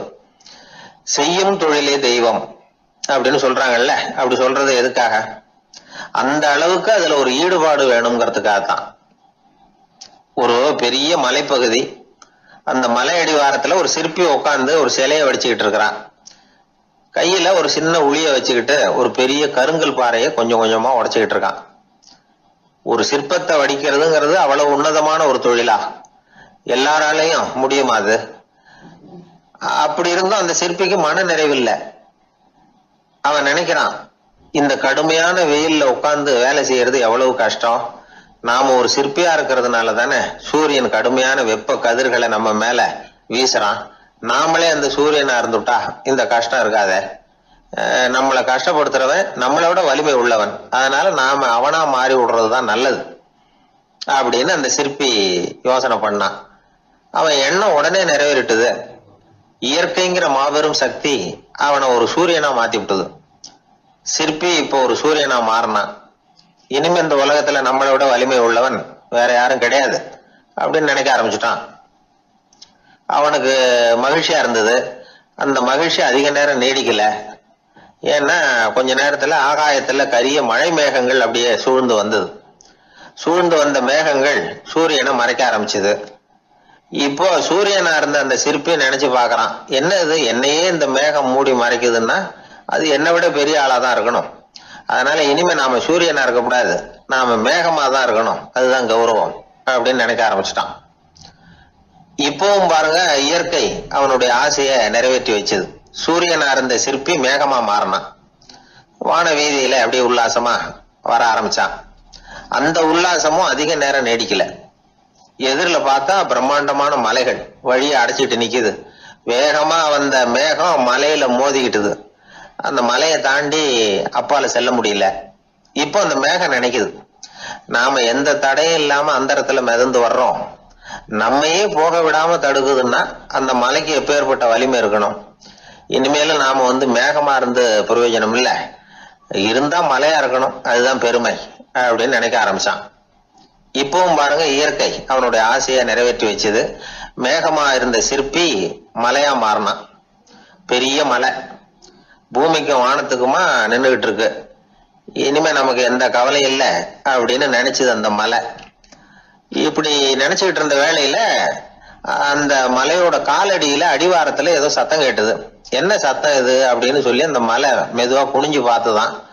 பார்த்தா அங்க ஒரு மனுஷன் தன்னுடைய கையில உளிய வச்சுக்கிட்டு மலையை கொத்திக்கிட்டு இருக்கிறான். ஏதோ ஒரு சிற்பத்தை வடிக்கிறதுக்காக அவன் முயற்சி பண்ணிட்டு இருக்கிறான். இப்போ அந்த மலை நினைச்சுதான், மலையே ஒருத்தன் உடைக்கிறான்னா அவன் எப்பேற்பட்ட வலிமை உள்ளவனா இருக்கணும். இனிமேலும் மலையா இருந்து பிரயோஜனம் இல்ல, மனுஷனா மாறணும், அதுதான் சரி அப்படின்னு நினைச்சுதான். அந்த வினாடியே அந்த மலை ஒரு மனுஷனா மாறிச்சு. அவன் கையில ஒரு உளி, பழையபடியே ஒரு கருங்கல் பாறையை கொத்த ஆரம்பிச்சான். அந்த ஆள் பழைய நிலைமைக்கு வந்துட்டான். இந்த கதையிலிருந்து நாம தெரிஞ்சுக்க வேண்டியது என்னன்னா, தன்னுடைய உண்மையான பலம் என்னங்கிறது தெரியாமலே தாவி தாவி தடுமாறிக்கிட்டு இருக்கிறான் மனுஷன் அப்படிங்கிறது தான். இனிமேலாவது அதை புரிஞ்சுக்கணும். புரிஞ்சுக்கிட்டு புறப்படணும் வாழ்க்கையில வெற்றி பெறறதுக்கு. ஒரு குடும்ப தலைவருக்கு விபரீதமா ஒரு ஆசை வந்துதான். அதாவது ஒரு நாள் பூராவும் புடவை கட்டிக்கிட்டு மனைவி செய்கிற வீட்டு வேலைகள், சமையல் வேலைகள் எல்லாத்தையும் தானே செய்யணும். மனைவிக்கு ஆண் வேஷம் போட்டு ஆபீஸுக்கு அனுப்பி வச்சிடணும் அப்படின்னு ஆசைப்பட்டான். இதுதான் அந்த ஆசை. அதே மாதிரி செஞ்சான். பெண் வேஷத்துல சமையல் பண்ணிட்டு இருந்தான். இருட்டி விட்டுது. இந்த சமயத்துல வாசல் கதவு தட்டப்படுற சத்தம் கேட்டுது. ஓடி போய் திறந்தான். பக்கத்து வீட்டு அம்மா கிடுகிடுன்னு உள்ள வந்துட்டாங்க, காப்பி பொடியோ ஏதோ வாங்கறதுக்கு. இவன் பயந்து போய், கமலாம்மா, நான் சுசீலா இல்ல, சுசீலாவோட புருஷன், பெண் வேஷத்துல இருக்கிறேன், சும்மா ஒரு சேஞ்சுக்காக அப்படின்னா. உடனே அந்த அம்மா கிட்ட பயப்படாத, நானும் கமலா இல்ல, கமலாவோட புருஷன், இதுவும் சும்மா ஒரு சேஞ்சுக்காகத்தான் அப்படின்னு. இப்படி வாழ்க்கைய விபரீதமா நினைச்சுக்கிட்டு வேற வேற கற்பனைகள்ல வீணாக்கிக்கிட்டு இருக்கிறவங்க தான் ரொம்ப அதிகம். நாம அதுவா மாறணும்னு நினைக்கிறது தப்பு. நாம இருக்கணும் அப்படின்னு நினைக்கிறது தான் உண்மை, அதுதான் சரி. அந்த சிற்பி என்னென்னோ கற்பனை பண்ணி கடைசியில மறுபடியும் சிற்பியாகவே சேர்ந்தான் பாருங்க. அதனால நம்முடைய உண்மையான பலம் என்ன அப்படிங்கறத தெரிஞ்சுக்கிட்டு நடந்துகிட்டோம்னா வாழ்க்கையில எப்பொழுதும் வெற்றி நிச்சயம். ஒரே ஒரு ஊர்ல ஒரு பாதிரியார் இருந்தார். ரொம்ப நாள் சந்தோஷமா வாழ்ந்தார். ஒரு நாள் அவர் மடத்து சமையல் அறையில பாத்திரங்களை கழுவி துலக்கி சுத்தப்படுத்திக்கிட்டு இருந்தார். அந்த சமயத்துல ஒரு தேவ தூதன் அவர் முன்னாடி நின்னான். இவர் நிமிர்ந்து பார்த்தார்.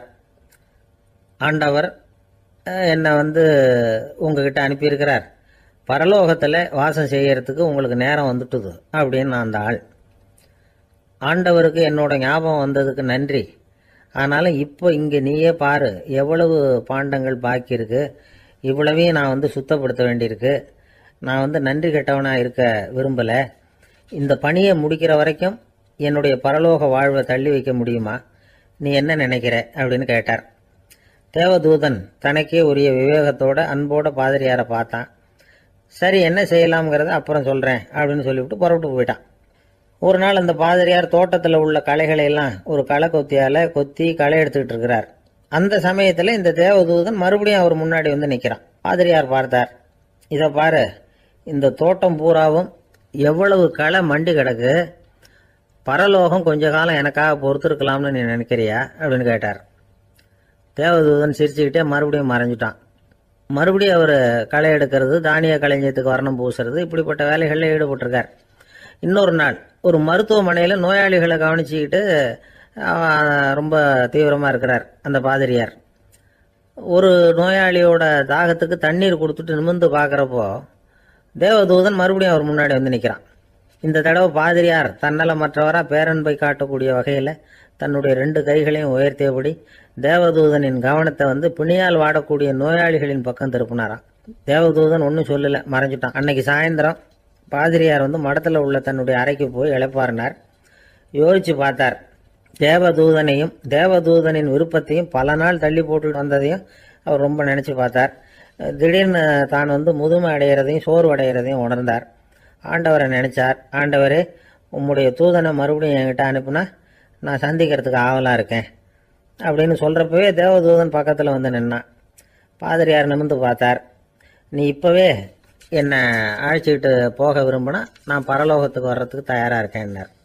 தேவதூதன் அந்த பாதிரியாரை அன்போடவும் விவேகத்தோடவும் பார்த்து, நீங்கள் வந்து என் கூட பரலோகத்துக்கு வர்ற தயாராக இருக்கிறதா சொல்கிறீங்க, ஆனால் நீங்கள் இது வரைக்கும் வேற எங்கே இருந்ததா நினைக்கிறீங்க அப்படின்னானா. அப்படின்னா இது வரைக்கும் இருந்த இடம் தான் பரலோகம் அப்படிங்கிறத உணர்த்தி இருக்கிறான். பரலோகம்னா என்னன்னு புரிஞ்சுக்கிறதுக்கு இந்த சம்பவம் நமக்கு உதவியாக இருக்குது. தொண்டு செய்கிறத விட பெரிய செயல் வேற எதுவும் இருக்க முடியாது. அது நம்ம மனசுக்கு கொடுக்குற சுகத்தை வேற எதுவும் கொடுக்க முடியாது. நாம் தொண்டு செய்கிற இடம் தான் அந்த புண்ணிய இடம். ஆனால் இந்த காலத்துல எல்லாம் நாம் வந்து தொண்டு செய்யணும்னு நினச்சி ஏதாவது ஆரம்பித்தா கூட அதை ஒரு மாதிரியாக சுற்றி நின்று வேடிக்கை பார்க்க ஆரம்பிச்சிடுறாங்க. ஒரு பெரியவர் அப்படித்தான் ஒரு தொண்டு செஞ்சுக்கிட்டு இருந்தார். ஒரு கோவில் கட்டிக்கிட்டு இருந்தாங்க. அதில் ஒரு இடத்துல ஒரு பலகையை வச்சு ஆணி அடிக்கிற வேலையை செஞ்சுக்கிட்டு இருந்தார் அந்த பெரியவர். ஒரு சின்ன பையன் அதை ரொம்ப ஊக்கமாக அக்கறையாக கவனிச்சுக்கிட்டு இருந்தான். பெரியவர் இதை கவனித்தார். என்னப்பா பார்க்குற, உனக்கும் இது மாதிரி தொண்டு செய்யணும்னு ஆசையாக இருக்கா அப்படின்னு கேட்டார். அதுக்கு அந்த பையன் சொல்கிறான், அப்படி இல்லைங்க, நீங்கள் ஆணி அடிக்கிறப்போ கையில் சுத்தியால் அடிச்சுக்கிட்டா எப்படி துடிப்பீங்க, எப்படி கத்துவீங்கன்னு தெரிஞ்சுக்கிறதுக்காக அதை பார்க்கணும்னு ஆசை, அதுக்காக தான் காத்துக்கிட்டு இருக்கேன் அப்படின்னு நான். இந்த உலகத்தில் உண்மையாகவே வேதாந்தம் பேசுகிறவங்களும் உண்டு, உள்ளுக்குள்ளே வேற மாதிரி இருந்துக்கிட்டு வெளியில் வேதாந்தம் பேசுகிறவங்களும் உண்டு. ஒரு ஆள் இருந்தார். அவரும் ஒரு கடை வச்சு வியாபாரம் பண்ணிக்கிட்டு இருந்தார். மகா கஞ்சன், யாருக்கும் எந்த உதவியும் செய்ய மாட்டார். எச்சில் கையென்ன ஈர கையை கூட உதற மாட்டார். அப்படிப்பட்ட மனுஷன். அந்த ஊருக்கு ஒரு முனிவர் வந்துக்கிட்டு இருந்தார். வருஷத்துக்கு ஒரு தடவை வருவார். ஒரு நாள் 2 நாள் இருப்பார், அப்புறம் போயிடுவார். அந்த முனிவர் வர்றப்போலாம் இந்த ஆள் எழுந்திரிச்சு ஓடி போய் அவரை வரவேற்பான். ரொம்ப பெரிய வேதாந்தி மாதிரி அவர்கிட்ட பேசிக்கிட்டு இருப்பான். காயமே இது பொய், வெறும் காற்றடைத்த பையும்மா, தர்மம் தலைகாக்கும்மா. பணம் என்ன சார் பணம், இன்னைக்கு ஒருத்தன் கையில் இருக்கும், நாளைக்கு ஒருத்தன் கையில் இருக்கும், எல்லாம் மாயம். எனக்கு தான் இன்னமும் இந்த சம்சார பந்தத்திலிருந்து விடுபடுறதுக்கு நேரம் வரலேம்மா.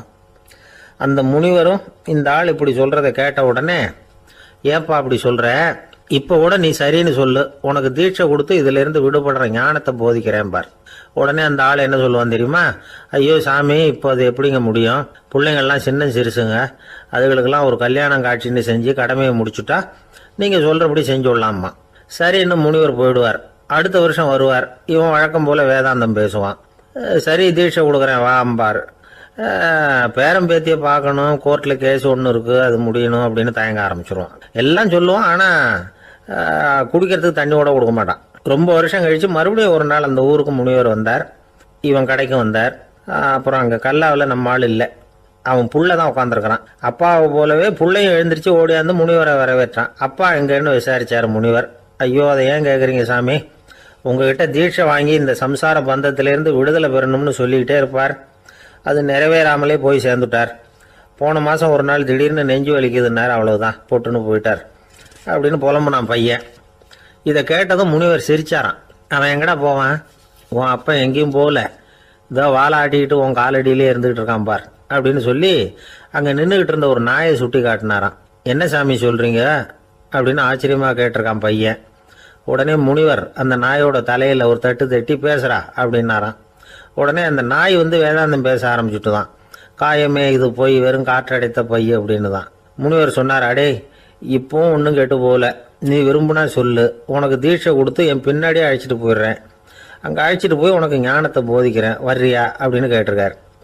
உடனே அந்த நாய் சொல்லிச்சான், ஐயோ அதை ஏன் கேட்குறீங்க சாமி, நான் உண்ணாமல் தின்னாமல் ஏராளமான சொத்து சேர்த்து வச்சுட்டேன், என் பிள்ளைங்க அதோட பெருமை தெரியாமல் ராத்திரி நேரம்லாம் கதவை திறந்து போட்டுட்டு தூங்கிடுவாங்க, அதனால் இப்படி நாயாக பிறந்து ராத்திரி பகலாக சுற்றி சுற்றி வந்து காவல் காத்துக்கிட்டு கிடக்கிறேன், இப்போ எப்படி சாமி வர முடியும் அப்படின்னு கேட்டுதான். அறியாமையிலேயே சுகம் கண்டு இப்படி இருக்கிற ஆளுங்களுக்கு எப்படி விடுதலை கிடைக்கும், எப்போ விடுதலை கிடைக்கும் அப்படின்னு கேட்குறார் தசாவதானி, திருக்குறள் பேர் ராமையா. அவர் கேட்குறது நியாயம் தானே. இந்த காலத்து பையன் ஒருத்தன் அப்பா கிட்ட சொன்னான், அப்பா இன்னைக்கு நான் 1 ரூபா மிச்சப்படுத்தி விட்டேன் அப்படின்னு. நானும் அப்படியா என்னடா பண்ணேன்னு கேட்டிருக்கார் அப்பா. டவுன் பஸ்ஸில் ஏறாமல் அது பின்னாடியே ஓடியாந்தேன், 1 ரூபா மிச்சம் தானே அப்படின்றான். அட பாவி, ஒரு ஆட்டோ பின்னாடி ஓடியாந்துருந்தா 10 ரூபா மிச்சமாயிருக்குமே, வேஸ்ட் பண்ணிட்டியே அப்படின்னா. ஒரு சீன தேசத்து அரசர் இருந்தார். அவருக்கு வயசாயிட்டுது. அவருக்கு அடுத்தபடியாக அவருடைய புள்ள பட்டத்துக்கு வரணும், ஆட்சி பொறுப்பை ஏற்றுக்கணும். ஒரு நல்ல தலைவனுக்கு இருக்க வேண்டிய பண்புகள்லாம் தன்னுடைய மகனுக்கு இருக்கணும்னு விரும்பினார் அந்த அரசர். அதனால் இளவரசனை பக்கத்தில் இருந்த ஒரு குரு கிட்ட அனுப்புனார். இளவரசன் அவர்கிட்ட போய் சேர்ந்தான். அந்த குரு என்ன பண்ணார் தெரியுமா, இவனை பார்த்து சொன்னார், இதை பாருப்பா, நீ என்ன பண்ணுற, இப்போவே பக்கத்தில் இருக்கிற காட்டுக்கு போ, நடுக்காட்டில் போய் ஒரு இடத்துல உட்காந்துக்கோ, அங்கே என்னென்ன சத்தம்லாம் உன் காதில் விழுதுன்னு கவனிச்சு கேளு, உன் காதில் விழுந்த ஓசைகள் என்னென்னங்கிறத என்கிட்ட வந்து சொல்லு, அதுதான் எனக்கு தெரியணும், உனக்கு வேலையும் அதுதான் அப்படின்னு சொல்லி அனுப்பி வச்சுட்டார். இளவரசன் காட்டுக்கு போனான். குரு சொன்னபடியே ஒரு இடத்துல உட்காந்து கவனித்து கேட்டான். அதுக்கப்புறம் குரு கிட்ட திரும்பி வந்தான். என்னென்ன சத்தம்லாம் கேட்ட அப்படின்னு கேட்டார் குரு. குருவே, காட்டில் நான் பறவைகள் சத்தம்லாம் கேட்டேன், மிருகங்களின் ஓசையையும் கேட்டேன், இதை தவிர இடி மின்னல் மழை இதுகளோட சத்தத்தையும் கேட்டேன் அப்படின்னா. குரு யோசனை பண்ணார், நீ இன்னமும் சரியாக கேட்கல, அதனால் மறுபடியும் காட்டுக்கு போ, கொஞ்ச நாள் தங்கியிருந்து கேட்டுட்டு வா அப்படின்னார். இளவரசனுக்கு ஒன்றும் புரியல. இருந்தாலும் குருவின் கட்டளையாச்சே, மறுக்க முடியுமா? உடனே அவன் மறுபடியும் காட்டுக்கு போனான். ஒரு இடத்துல உட்காந்தான். கொஞ்ச நேரம் உன்னிப்பாக கவனித்து கேட்டான். சில நாள் கழித்து குரு கிட்ட திரும்பி வந்தான். குருவே, இந்த தடவை சில துல்லியமான சத்தங்களை எல்லாம் கேட்டான். தேனி பறக்கிற சத்தம், நீரோடையின் மெல்லிய ஓசை, இதெல்லாம் கேட்டேன்னா. குரு சிரிச்சார். நீ மறுபடியும் காட்டுக்கு போ, இன்னும் சில நாள் அங்கே இரு, முழுமையாக கவனமாக கேட்டுக்கிட்டு வா அப்படின்னு சொல்லி அனுப்பி வச்சுட்டார். இளவரசனுக்கு குழப்பம் அதிகமாயிட்டுது. ஒன்றுமே புரியல. மறுபடியும் காட்டுக்கு போனான். மௌனமாக ஒரு இடத்துல உட்காந்துட்டான். அப்படியே தியானத்தில் ஆழ்ந்துட்டான். சில நாளில் அவனுக்கு இதுவரை கேட்காத ஓசைகள்லாம் கேட்க ஆரம்பிச்சுட்டுது. இதைத்தான் நான் கேட்கணும்னு என்னுடைய குரு எதிர்பார்த்துருக்கிறாருங்கிறத புரிஞ்சுக்கிட்டான். உடனே குரு கிட்ட ஓடனான். குருவே, இந்த தடவை காதுகளுக்கு கேட்க முடியாத சில ஓசைகளை கூட என்னால் உணர முடிஞ்சுது. பூ மலருகிற ஓசை, சூரியனால பூமி சூடாகிறப்போ எழுகிற ஓசை, காலை பனித்துளி இந்த புல்லுலாம் குடிக்கிற ஓசை, இது எல்லாம் என்னால் நல்லா கேட்க முடிஞ்சுது அப்படின்னா. குருவுக்கு இப்போதான் திருப்தி ஏற்பட்டுதான். இளவரசனை பார்த்து சொன்னார், இதை பாருப்பா, இப்போதான் நாட்டை ஆளுகிற தகுதி உனக்கு வந்திருக்குது அப்படின்னு சொல்லி அதுக்கு விளக்கமும் கொடுத்தாராம். எந்த அரசன் தன்னுடைய மக்களின் இதயம் பேசுகிற மௌன மொழியை, மௌன வார்த்தைகளை கேட்குறானோ அவன்தான் ஆள தகுதி உள்ளவன். எந்த அரசன் தன்னுடைய மக்களின் உணர்ச்சிகளை உண்மையாக உணர்றானோ அவன்தான் முதன்மையான அரசன். போலி வார்த்தைகளை மட்டும் கேட்டுட்டு பல மௌன ராகங்களை காதில் வாங்கிக்காதவன் அரசனே இல்லை. எந்த நாட்டில் எப்போ ஒரு அரசன் தன்னுடைய மக்களின் உணர்ச்சிகளை கேட்க மறுக்கிறானோ அன்னையிலிருந்தே அந்த நாடு அழிய தொடங்குது அப்படின்னு அர்த்தம். இதுதான் அந்த குரு இளவரசனுக்கு போதிச்சது. வாயால் பேசுறத மட்டும் கேட்டு ஏமாறக்கூடாது, உணர்ச்சிகளையும் கேட்கறதுல தான் மனப்பக்குவம் உண்டாகும். மக்கள் உணர்ச்சிகளை புரிந்து கொள்ளாத அரசர்கள் நீடிச்சிருக்க முடியாது. அது மாதிரி நாடுகளில் அடிக்கடி குழப்பம் தான் உண்டாகும். அப்படி இருந்தா அடிக்கடி ஆட்சி மாறிக்கிட்டு இருக்கும். அப்படிப்பட்ட ஒரு தேசம், அங்கே ஒரு சிறைச்சாலையில் 3 கைதிகள் பேசிக்கிட்டு இருந்தாங்க. ஒருத்தன் சொன்னான், நான் இந்த நாட்டு ராஜாவை எதிர்த்து பேசிக்கிட்டு இருந்தேன், அதனால் என்னை பிடிச்சி கொண்டாந்து இங்கே போட்டுட்டாங்க அப்படின்னா ஒருத்தன். இன்னொருத்தன் சொன்னான், நான் இந்த நாட்டு ராஜாவை ஆதரித்து பேசிக்கிட்டு இருந்தேன், அதனால் என்னை பிடிச்சி கொண்டாந்து இங்கே தள்ளிவிட்டாங்க.